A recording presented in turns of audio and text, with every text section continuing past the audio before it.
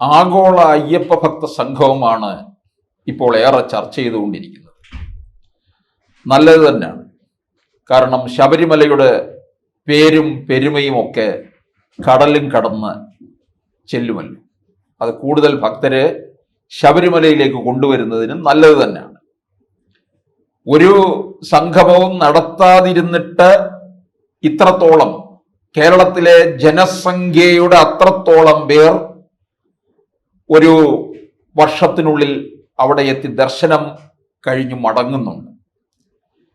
ഇത് ഒരുപക്ഷെ ഈ തമിഴ്നാട്ടിലേക്കൊക്കെ കൂടുതൽ അംഗീകാരം, കൂടുതൽ പേര് ലഭിക്കുന്നത് പി സുബ്രഹ്മണ്യം സംവിധാനം ചെയ്ത സ്വാമി അയ്യപ്പൻ എന്ന സിനിമയിലൂടെയാണ്.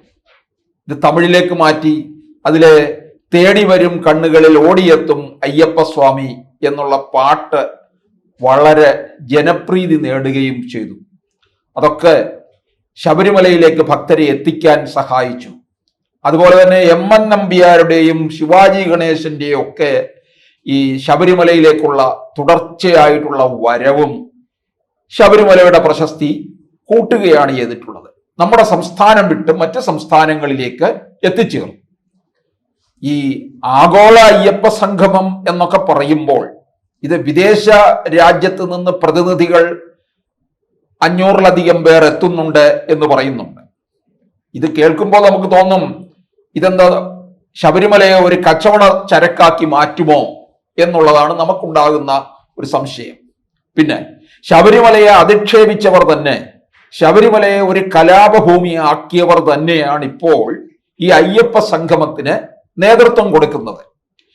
തിരുവിതാംകൂർ ദേവസ്വം ബോർഡിന്റെ 75-ാം വാർഷികം എന്നുള്ള ഒരു പേര് പറഞ്ഞുകൊണ്ട്, പക്ഷേ ഈ അയ്യപ്പ സംഗമത്തിന്റെ മുഴുവൻ ചരടും ഇരിക്കുന്നത് പിണറായി വിജയന്റെ കയ്യിൽ തന്നെയാണ്. AKG സെന്ററിൽ നിന്നാണ് പോലും ക്ഷണക്കത്തുകൾ പോകുന്നത് എന്നും പരക്കെ പരാതി ഉയരുന്നുണ്ട്. അവരാണ് തീർച്ചപ്പെടുത്തുന്നത് ആരെല്ലാം ഇതിൽ പങ്കെടുക്കണം എന്നുള്ളത്.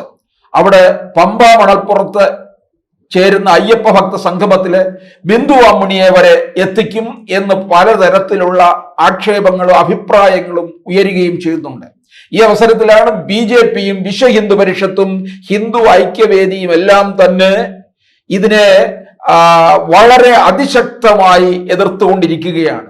MK സ്റ്റാലിന്റെ വരവ് അതിൽ പ്രതിഷേധം അറിയിച്ചു കഴിഞ്ഞപ്പോൾ തന്നെ സ്റ്റാലിൻ പിൻവാങ്ങുകയും ചെയ്തു. സ്റ്റാലിന്റെ വരവിൽ ഒരുപക്ഷെ ശബരിമലയും കാനന പ്രദേശങ്ങളും വീണ്ടും കലാപഭൂമിയായി മാറരുത് എന്ന് ഒരുപക്ഷെ ഇവർ ആഗ്രഹിക്കുന്നുണ്ട്. കാരണം ഇടതുപക്ഷത്തിന് ഉണ്ടാക്കിയ തിരിച്ചടി ചില്ലറയല്ല. 2019 ലോക്സഭാ തെരഞ്ഞെടുപ്പില് വൻ പ്രതികൂലമായിട്ടുള്ള തിരിച്ചടി ഉണ്ടായി. അതുപോലെ തന്നെ CPM ഒരു സർവേ നടത്തിയപ്പോൾ തന്നെ അതിൽ നിന്ന് കിട്ടിയത് ശബരിമലയെ തൊട്ട് കളിച്ചതിനുള്ള കടുത്ത ഒരു തിരിച്ചടിയാണ് കിട്ടിയത്. അയ്യപ്പ കോപം എന്നൊക്കെ നമ്മൾ അതിനെ പറയുകയും ചെയ്യുന്നുണ്ട്. പിണറായി വിജയൻ അത് അനുഭവിച്ചു കൊണ്ടിരിക്കുകയാണ്. അപ്പോൾ ഇനി ഈ ഹൈന്ദവ വിഭാഗത്തെ മുഴുവൻ ഒന്നിച്ചു കൊണ്ടുവരിക. 2024 ലോക്സഭാ തെരഞ്ഞെടുപ്പിൽ പോലും ഹൈന്ദവ വോട്ടുകൾ ധാരാളം ചോർന്നിട്ടുണ്ട്. ആ വോട്ടുകൾ മുഴുവൻ കൊണ്ടുവരിക. CPM-കാരായിട്ടുള്ളവർ തന്നെയാണ് ശബരിമലയിലേക്കും പോകുന്നതെന്ന് പണ്ട് EK നായനാർ പറഞ്ഞ ഒരു തമാശയുണ്ട്. ശബരിമല തീർത്ഥാടന കാലത്ത് ആ തീർത്ഥാടന പാതയിൽ എവിടെയെങ്കിലും CPM-ന് ഒരു കാണിക്കപ്പെട്ടി വെച്ച് കഴിഞ്ഞാൽ അവിടെ നിന്ന് നമുക്ക് നല്ല വരുമാനം കിട്ടുമെന്ന്. കാരണം അവിടേക്ക് പോകുന്നത് കൂടുതലും നമ്മുടെ ആളുകൾ തന്നെയാണ് എന്നാണ് നായനാർ പറഞ്ഞിട്ടുള്ളത്. എന്തായാലും ഇവിടെ ഈ അയ്യപ്പ സംഗമത്തിന്റെ ചില സമീപനങ്ങളും രീതികളെയുമാണ് BJP അതിനിശിതമായി വിമർശിക്കുന്നത്. ഇതൊരു നിക്ഷേപ സൗഹൃദ സംഗമം പോലെയാണ്, അതിനെ മാറ്റി തീർക്കാൻ ശ്രമിക്കുന്നു. അതുപോലെ ശബരിമലയിൽ ദർശനത്തിനും മറ്റും പല തട്ടുകൾ കൊണ്ടുവരുന്നു. ഇവിടെ കൂടുതൽ നിക്ഷേപിക്കുന്നവർക്ക് ശബരിമല ദർശനത്തിനും അതുപോലെയുള്ള, ശരിക്കും പറഞ്ഞു കഴിഞ്ഞാൽ ശബരിമലയും കാനന ഭാഗങ്ങളും കച്ചവടം ചെയ്യുകയാണോ എന്ന് പോലുമാണ് BJP ചോദ്യം ചെയ്യുന്നത്. ഈ അവസരത്തിൽ ഈ അയ്യപ്പ ഭക്ത സംഗമത്തെ NSS പിന്താങ്ങിയിരിക്കുകയാണ്. സർവാത്മന എല്ലാ വിധത്തിലുള്ള പിന്തുണയും അറിയിച്ചിരിക്കുകയാണ്. ഈ അവസരത്തിൽ അതിശക്തമായിട്ട് കുമ്മനം രാജശേഖരൻ രംഗത്ത് വന്നിരിക്കുകയാണ്. BJPയുടെ മുതിർന്ന നേതാവ്. അദ്ദേഹം നായർ സമുദായത്തോട്, പെരുന്നയിലെ പോപ്പിനോട് ചോദിക്കുന്ന ഒറ്റ ചോദ്യം ഇതാണ്: നിങ്ങൾ നാമജപ ഘോഷയാത്ര നടത്തിയല്ലോ നേതൃത്വം കൊടുത്ത് ശബരിമല യുവതീ പ്രവേശ വിഷയത്തിൽ പ്രതിഷേധിച്ചുകൊണ്ട്. അന്ന് അതിൽ പങ്കെടുത്തവർക്കെതിരെ പോലീസിനെ ഇറക്കി വിടുകയും കലാപഭൂമിയാക്കി പമ്പയും നിലയ്ക്കലും പത്തനംതിട്ട ജില്ലയിലെ വിവിധ പ്രദേശങ്ങളും മാറ്റി തീർത്തല്ലോ. അതിൽ ആ ഘോഷയാത്രയിൽ പങ്കെടുത്ത പലരുടെയും പേരിൽ കേസുകൾ നിൽക്കുന്നില്ലേ? ആ കേസുകൾ നിൽക്കുന്നത് കാരണം പല നായന്മാരുടെയും മക്കൾക്ക് പാസ്പോർട്ട് പോലും കിട്ടാതെയല്ലേ നിൽക്കുന്നത് എന്നാണ് കുമ്മനം രാജശേഖരൻ ചോദിക്കുന്നത്. അങ്ങനെ നിൽക്കുന്ന ഈ നായർ സമുദായത്തിലെ ആൾക്കാരുടെ ഇത്തരത്തിൽ പ്രയാസങ്ങൾ അനുഭവിക്കുമ്പോൾ ഈ നായർ പോപ്പ് എന്ത് കണ്ടിട്ടാണ് ഇത്തരത്തിലുള്ള ഒരു പിന്തുണ സർക്കാരിന്റെ ഈ കോപ്രായത്തിന് കൊടുത്തിരിക്കുന്നത് എന്നാണ് കുമ്മനം രാജശേഖരൻ ചോദിക്കുന്നത്. എന്തായാലും ഈ പ്രശ്നം അതിരൂക്ഷമായിട്ട് തന്നെ കലുഷിതമായിട്ട് മുമ്പോട്ട് പോവുകയാണെന്നുള്ളതാണ്. ഇതിനകത്ത് ഭക്തസംഗമം കൊണ്ടുവരുന്നത് നല്ലത് തന്നെയാണ്. ഭക്തർക്ക് ഒന്നിക്കാനും ശബരിമലയിലെ ഓരോ തീർത്ഥാടന കാലത്തും പലതരത്തിലുള്ള കാര്യങ്ങൾ മുമ്പോട്ട് വേണം, വികസനം വേണം.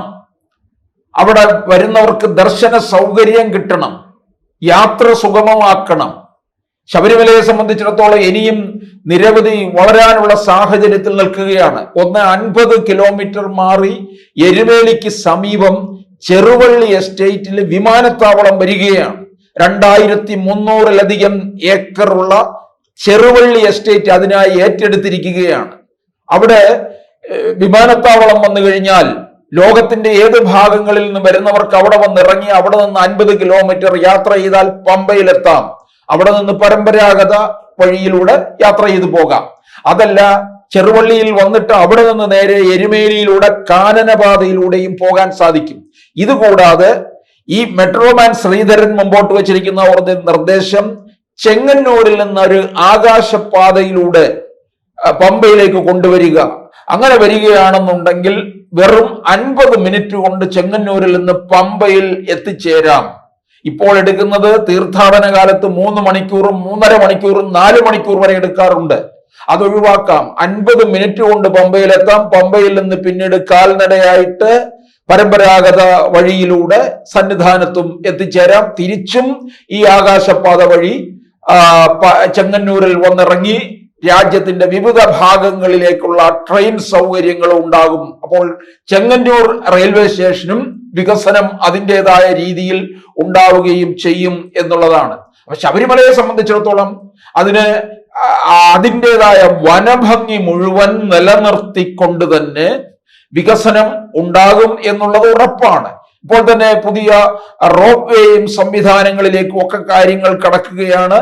അങ്ങനെ ശബരിമലയുടെ പേരും പെരുമയും ഒരു ഭക്തസംഗമം ഇല്ലെങ്കിൽ തന്നെയും അയ്യപ്പന്റെ ഒരു ശക്തി കൊണ്ട് തന്നെ അത് പുറം ലോകം അറിഞ്ഞിട്ടുള്ളതാണ്. അതിന് 1950-കളിലെ കണ്ട ശബരിമല അല്ലല്ലോ ഇപ്പോഴുള്ളത്.